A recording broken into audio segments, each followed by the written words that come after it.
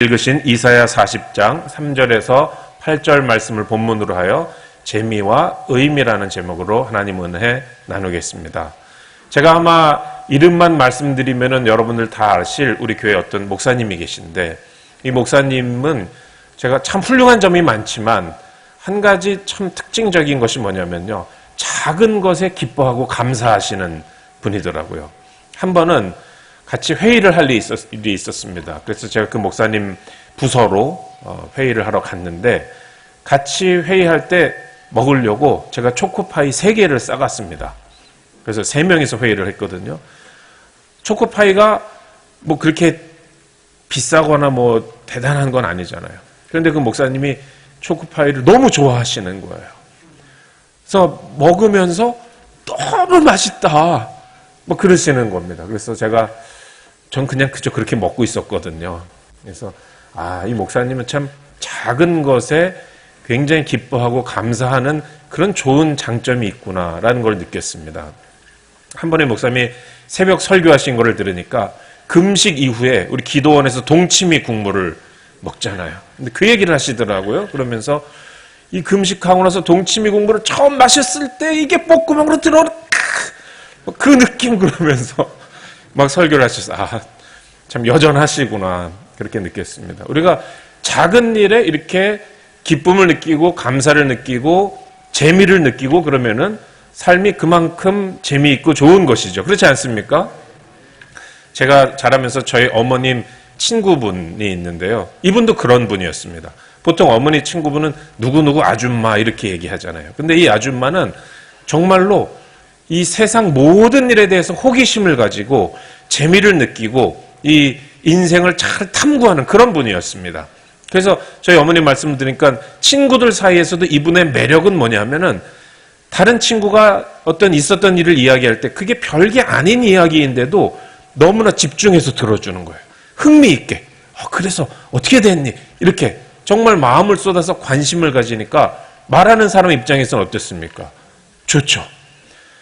제가 초등학교를 졸업할 때, 그때 제가 이 종말이 언제 오나 우리 조 목사님 설교를 열심히 들으면서 종말론에 좀 심취했습니다. 근데 저희 어머니 친구 이 아줌마라고 잠깐 했죠. 아줌마가 저한테 졸업 선물을 주시겠다 그랬대요. 그래서 제가 이 종말에 대한, 요한계시록에 대한 책을 선물해 달라고 그랬습니다. 그걸 사갖고 오신 날이 지금도 기억이 납니다. 그러면서 여러분, 사실 친구의 아들 초등학생짜리가 뭐를 선물 가지고 싶어 하는지 별로 관심 없잖아요. 그런데 이 아줌마는 저한테 막 물어보는 거예요. 그래서 휴거라는 게 뭐니? 성경에 어떻게 나와 있니? 그때 그 얼굴과 말투가 너무나 관심을 가지고 거기에 대해서 흥미를 느끼면서 물어봤었던 그 모습이 지금도 기억이 납니다. 정말 이 삶에 생명력이 넘치고 어떤 삶을 그냥 물에 물 탄 듯 술에 술 탄 듯 그냥 그저 그렇게 살지 않고 늘 흥미와 재미를 느끼면서 사는 그런 분입니다. 근데 최근에 저희 어머니께서 그런 말씀을 하시는 거예요. 친구들 모임에 갔는데 이 아주머니가 이제 나이가 85세시거든요. 근데 이런 말씀 하시는 거예요. 지금까지 살고 보니까 이제 그만 살아도 될 것 같다. 이제 여행할 거 다 했고 뭐 또 삶의 재미와 기쁨 느낄 걸 다 느꼈고 이제는 뭐 그만 내일 죽어도 별로 미련이 없을 것 같다. 그런 얘기를 하셨다는 겁니다.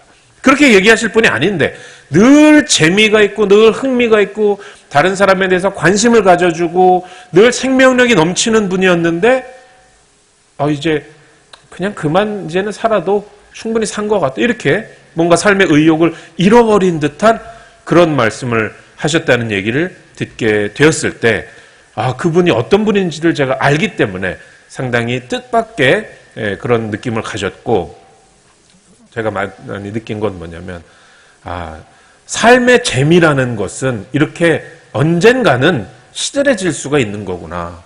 언젠가는 흥미로웠던 것도 별로 흥미롭지 않고 그냥 내가 하루하루 삶에 뭐가 있나 이런 생각을 하게 될 수가 있구나. 그게 삶이라는 거구나. 이런 생각을 했습니다. 많은 분들이 삶에 특별한 흥미와 재미를 못 느끼고 삽니다.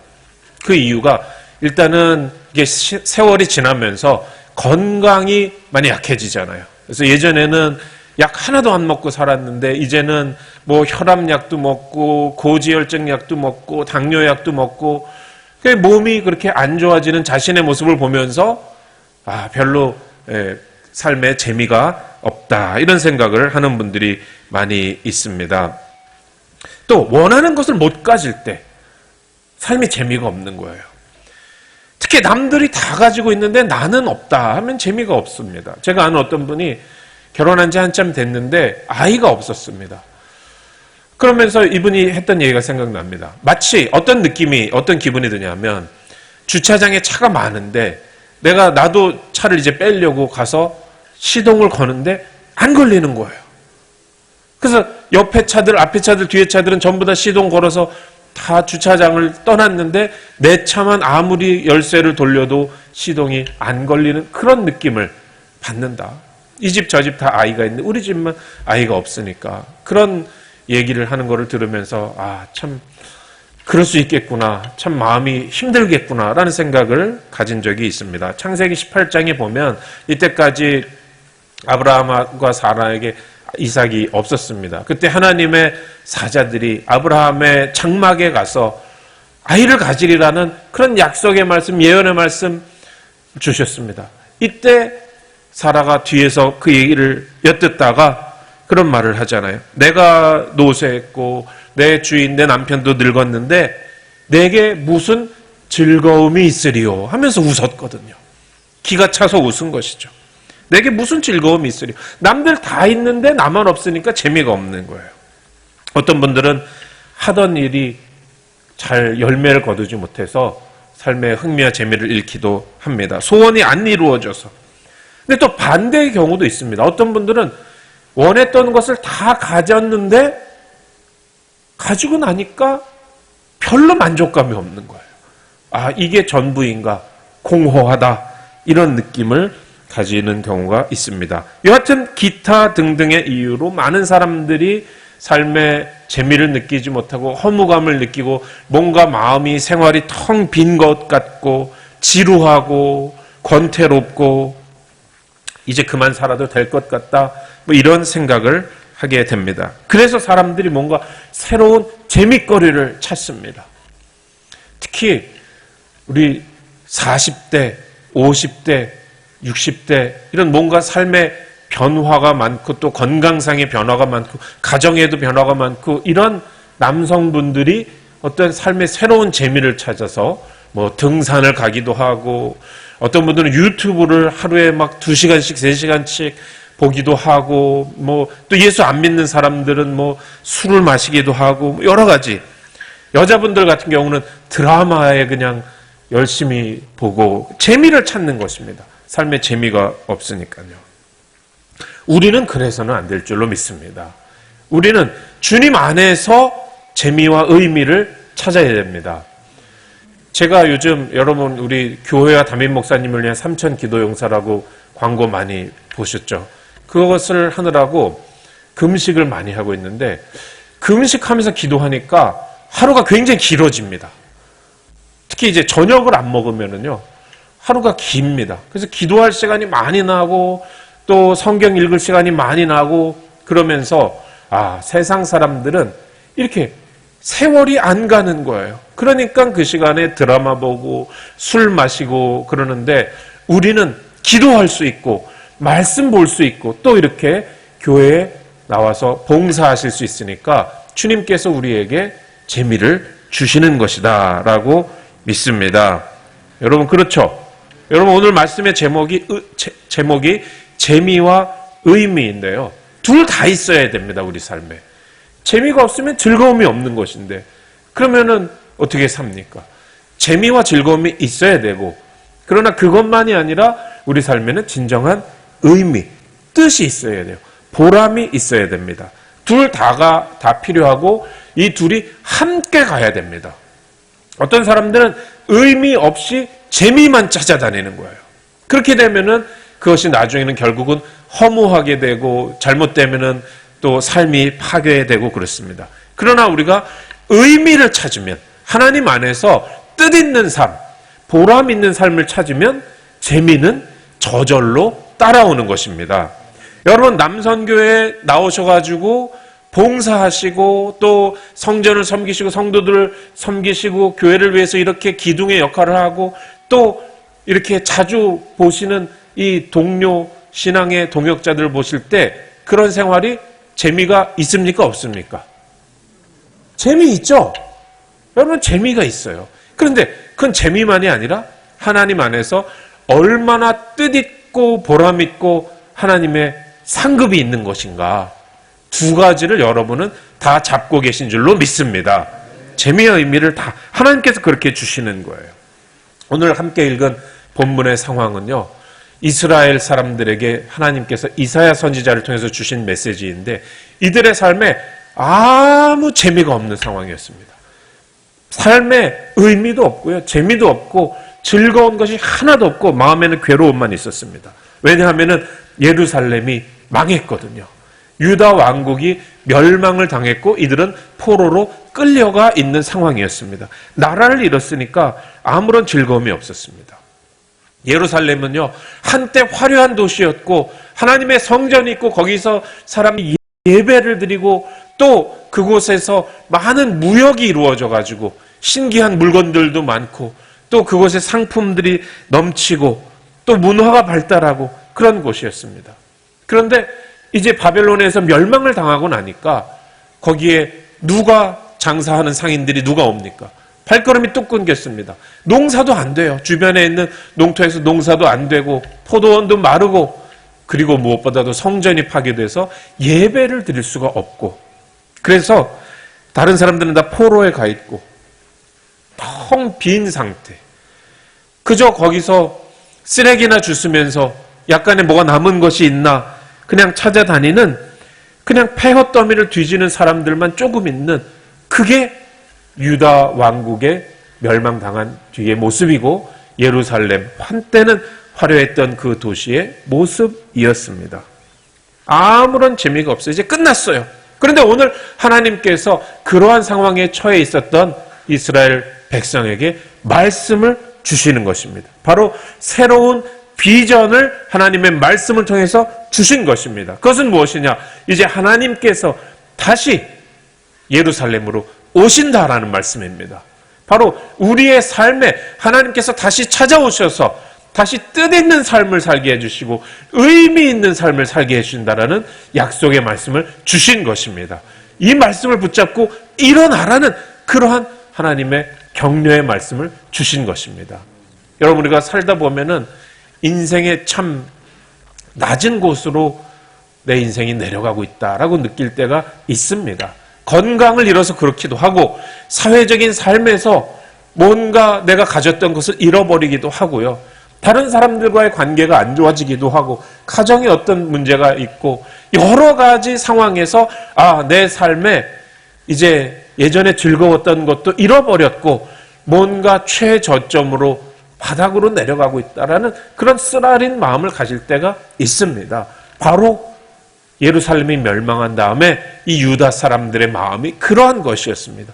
폐허가 됐고 다시 일어날 소망이 안 보이고 아무런 재미가 없는, 의미조차 잃어버린 삶이었습니다. 그럴 때 하나님께서는 오늘 말씀을 통해서 이제 하나님께서 다시 예루살렘으로 가신다 라는 말씀을 주신 것입니다. 이사야 40장 3절에 보면 외치는 자의 소리여 이르되 너희는 광야에서 야훼의 길을 예비하라. 사막에서 우리 하나님의 대로를 평탄하게 하라. 왜? 하나님께서 너희들의 삶에, 너희들의 폐허가 된 도시에 다시 오실 것이기 때문에 그 소식을 외치라라고 말씀하신 것입니다. 여러분, 우리 인생에 어떤 사람들이 연구를 해보니까 이렇다고 합니다. 사람들은 아무런 어떤 내 삶에 걸리적거리는 것이 없고 뭔가 해야 될 일이 없고 자유가 넘치고 내가 아침에 딱 눈을 떴는데 오늘 24시간 동안에 내가 다 내 맘대로 쓸 수 있는 자유의 시간이다 하면은 행복할 것 같다고 생각을 합니다. 그런 삶을 동경을 해요. 그런데 실제로 사람들이 조사를 해보고 연구를 해보니까 그런 사람들이 불행하다는 것입니다. 그럼 누가 행복하냐? 뭔가 내가 해야 될 일이 있고 내가 지켜야 될 것이 있고 내가 의무가 있고 내가 책임이 있고 그런 사람들이 행복하다는 거예요. 여러분 아침에 일어나면 우리가 해야 될 일이 뭡니까? 기도하는 일 있죠. 기도해야 돼요. 어쩔 땐 기도하기 싫을 때도 기도해야 됩니다. 그러면 기도해야 되는 의무를 가진 삶이 행복할까요? 아니면 기도하거나 말거나 내 맘대로인 삶이 행복할까요? 기도해야 되는 삶이 행복한 줄로 믿으시기를 주님의 이름으로 축원합니다. 말씀 읽어야 되죠. 의무죠. 안 읽으면 안 돼요. 우리 당회장 목사님께서 얼마나 말씀 읽는 걸 강조하십니까? 계속 우리 마음에 부담을 주시는 거예요. 내가 아침에 일어나서 말씀 읽어야 되는 의무가 그것이 우리의 행복인 줄을 믿으시기를 주님의 이름으로 축원합니다. 오늘 이 주일 아침에 7시에 예배 시작하는데 얼마나 이른 시간입니까? 날씨도 조금 춥고 그럴 때 떨쳐 일어나서 나와서 이 자리에 나와야 되는 이 의무와 이 책임, 이것이 우리에게 행복을 주는 것임을 믿으시기를 주님의 이름으로 축원합니다. 왜? 하나님께서 너의 삶에 찾아오시는데 야훼의 길을 예비하라 그러셨습니다. 길을 닦아야 돼요. 길을 닦으려면 얼마나 수고가 많습니까? 그런데 그 수고를 하는 것이 우리 삶에 하나님께서 의미를 주시는 것이고 행복을 주시는 것이고 또 재미를 주시는 것입니다. 골짜기마다 도두어지며 산마다 낮아지며 또 언덕마다 낮아지며 골짜기는 낮으니까 그것은 돋게 하고 언덕 높은 것은 낮게 해서 하나님 오시는 길을 예비하라. 오늘 이렇게 우리가 성전을 섬길 때에 모든 예배가 질서 있게 되고 또 혼란스럽고 줄 안 서고 이런 것이 다 정리정돈이 될 때 그것이 바로 오늘 말씀이 말한 하나님의 길을 예비하기 위해서 산을 깎고 골짜기를 높이는 것입니다. 이렇게 하나님의 전에서 질서를 잡을 때 우리 개인의 삶에도 질서가 잡히고 우리 개인의 삶에도 모든 것이 정리가 되고 정연하게 되고 하나님께서 주시는 의미와 보람이 있을 줄로 믿습니다. 그래서 5절에 보니까 야훼의 영광이 드러나게 된다 그랬어요. 우리 삶에 하나님께서 우리 삶에 오시는 것을 준비하는 사람에게는 하나님의 영광을 드러내 주신다. 그러면 이젠 재미의 차원이 아니라 이제는 의미의 차원이 되는 것입니다. 아, 내가 봉사하는 것을 통해서, 내가 가정생활하는 것을 통해서, 내가 하는 일을 통해서 매일매일의 나의 삶을 통해서 하나님의 영광이 드러난다. 라면은 그만큼 의미 있는 삶은 우리에게 없는 것입니다. 말씀해 보니까 모든 육체는 풀이요 그의 모든 아름다움은 들의 꽃과 같으니 꽃은 마르고 들은 풀은 시든다 그랬습니다. 여러분 우리의 삶의 건강은 하루하루 이제 다 노화가 되고 있고 어딘가에는 이제는 기운이 약해지고 옛날에는 계단 2개도 막 뛰어 올라갔는데 여러분 절대 계단 2개 뛰어 올라가지 마십시오. 넘어집니다. 아마 여러분들 중에서 많은 분들은 봉사하시다가 어딘가 다치신 분들이 많을 겁니다. 여러분 우리 교회 열심히 봉사하시는 분들은 보면 뭐 10년 전에 15년 전에 뭐 나르다가 뭐 가다가 넘어져서 부딪힌 상처가 지금도 있고 그래요. 여러분 저도 여기 정강이에 제일 아픈 그 정강이에 교회 일을 하다가 뛰어다니다가 넘어져가지고 찢어진 거 꼬맨 그런 상처가 있고 막 그렇거든요. 여러분 우리 남성교회 봉사하시다 보면 뭔가 그런 일들이 있으실 것입니다. 그런데 이제는 우리는 뛰면 안 돼요, 여러분. 우리는 뛰지 말고 빨리 걸으면서 봉사하시기를 주님의 이름으로 축원합니다.